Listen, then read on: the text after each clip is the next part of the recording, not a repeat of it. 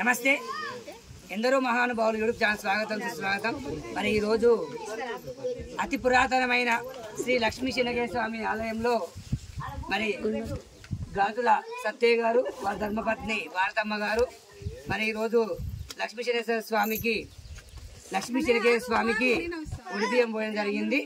మరి గతంలో ఇక్కడ అనేక రథాలు మరి చాలా వైభవపేతంగా జరిగేది, కాలక్రమేణా కనుమరుగవుతున్న వేళ మరి తిరిగి శ్రీ లక్ష్మీ చెన్నకేశ్వర స్వామి ఆలయము పూర్వ వైభవానికి సంతరించుకుంటుందని మనం ఆశిస్తున్నాం, చూస్తూనే ఉన్నాము।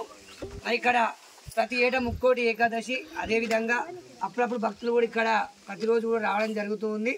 మరి ఈరోజు స్వామివారికి సత్యయ్య గారు మరి వారి ధర్మపత్ని భారతమ్మ గారు, వారి మా తల్లి శంకరమ్మ గారు, అదేవిధంగా వీరి పెద్ద కుమారుడు రాఘవేంద్ర, వారి మీ కోరి పేరు రాధిక, మీ మన పేరు రుద్రాంశు, అమ్మ మీ వెంకటేష్ బాయ్ పేరు వెంకటేష్, వారి చిన్న కుమారుడు వారి కోడలు రమ్య, వారు కూడా విదేశాలకు స్థిరపడ్డారు।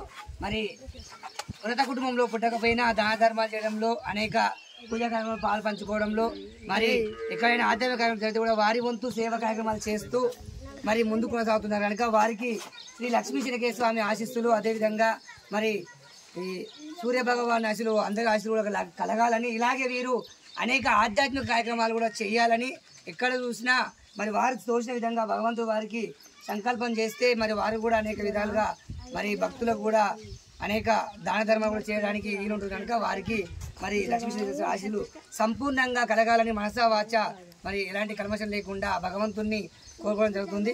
జై శ్రీరామ్, జై హింద్, జై భగవంతుడు। కోసము ఈరోజు తిప్పతయ్య గారు, మఠ తిప్పతయ్య గారు గోదానం అనేది గొప్ప విషయం, చాలా గొప్ప విషయం। ఈ కార్యక్రమం ఎవరు చేయరు కూడా।